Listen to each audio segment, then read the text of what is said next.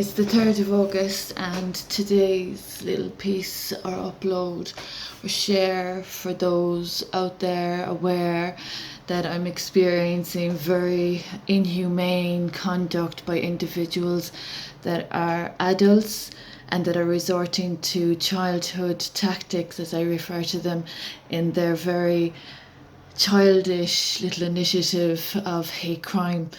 As I've mentioned, these individuals consider themselves adults, they consider themselves professionals, and for the past 5 years, even until, no, I could go back even farther, even up to like 2006, these people in this community have been just really setting a bad example to young people, and it's still happening today. I'm still experiencing hate crime and human rights abuses, creative intellectual theft and financial theft, and more financial fraud is occurring in this country.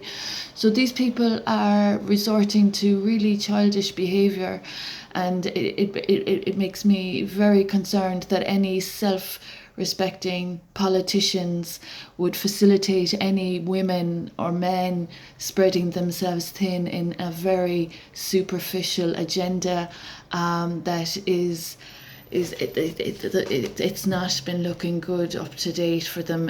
There's been a few bad casualties since they decided to defame my good name and have my child illegally withheld from me by the Tuesday Child and Family Agency staff members.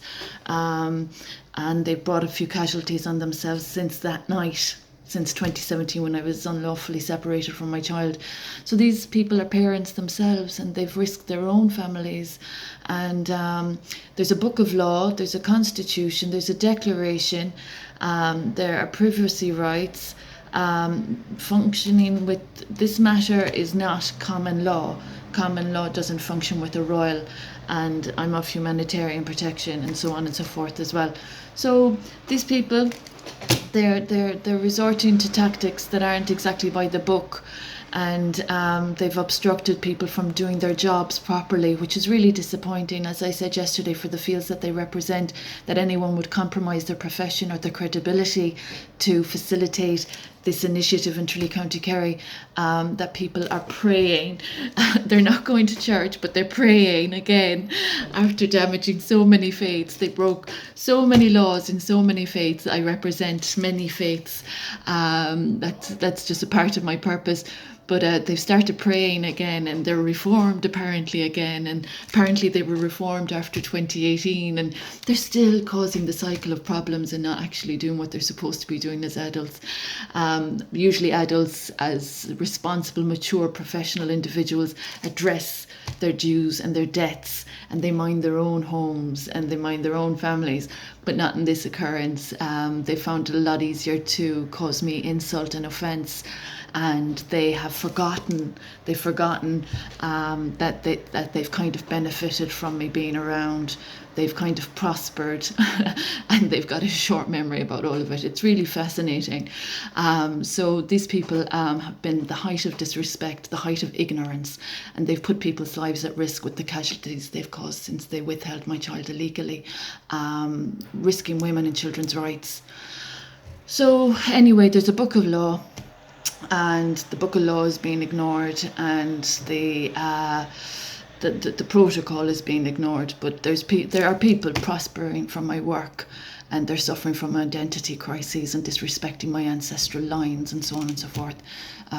It's treason as well, I suppose, but it's a failed treasonous attempt since 2018. So usually people are aware that when treason has failed at one point, you can't really pick up where it's been, wiped. Any attempt of treason that was at play, I addressed personally in 2018, and the individuals that have been disrespecting and been blasphemous in this community, claiming to be of reformed behaviour and still causing offence.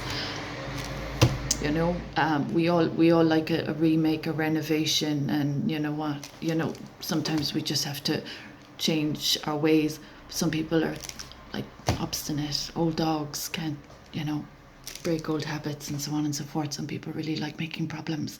So that's really unfortunate. I find that really a sad sign of the times.